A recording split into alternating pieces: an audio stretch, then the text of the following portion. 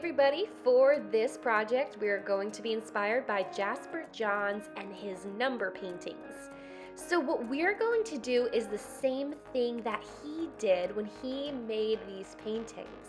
We're going to be writing all of the numbers 0 through 9, and we're going to overlap them. That means we're going to be writing them right on top of each other. So I'm going to start with a black marker and I'm going to write the letter 0 as large on my paper as I can.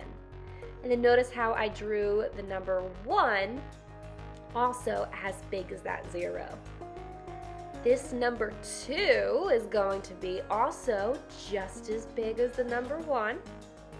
Something you're going to notice that Jasper Johns did is he made his letters look more 3D or more bubbly. So if I were to be writing my letters like him, that's what it would look like, but that takes a little bit longer. So what we're just going to do is write our numbers exactly as we normally do. So the number 3, again, I'm trying to make it as tall as my first number. Number 4.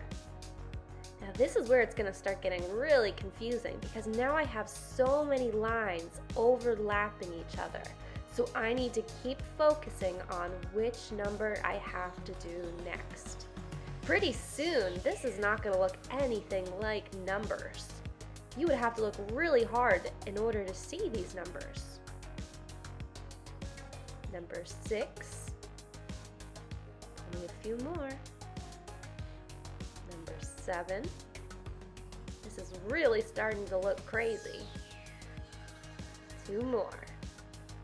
Number 8. Now I notice I may do my numbers a little differently than you do. That's okay. Everybody draws their numbers or writes their numbers differently. Last number, 9. Now that I drew all of my numbers, and this looks totally crazy, it kind of looks like I scribbled. What I'm going to do with my drawing material of choice is color in all these tiny little areas that I created. You can use markers, you could use colored pencil, you could use crayons, you can even use watercolor paint if you want to, but that's going to be very hard to do with these very tiny spaces. I like using colored pencils the most, so I am going to start with one random area and color it in. I'm gonna make sure I am taking my time filling up that entire area with my color and trying to stay inside the lines. Notice that I am trying to balance my color.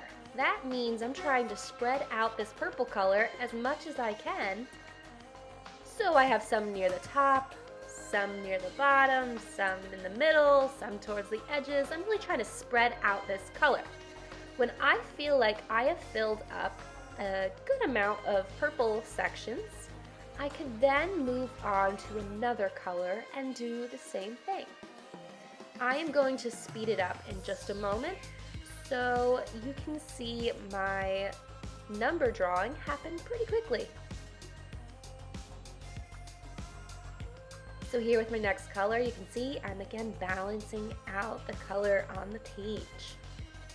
I'm starting with the smaller sections and then moving towards these bigger areas.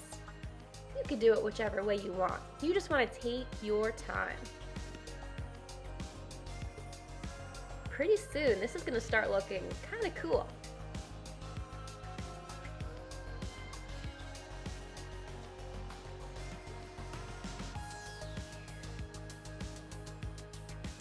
Only a few more sections left.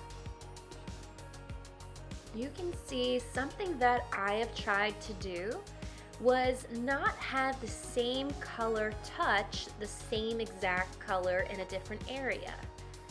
I allow them to touch at the corners, but not directly next to each other. When you are all done, it's gonna look pretty cool. Have fun with this, guys. I can't wait to see yours.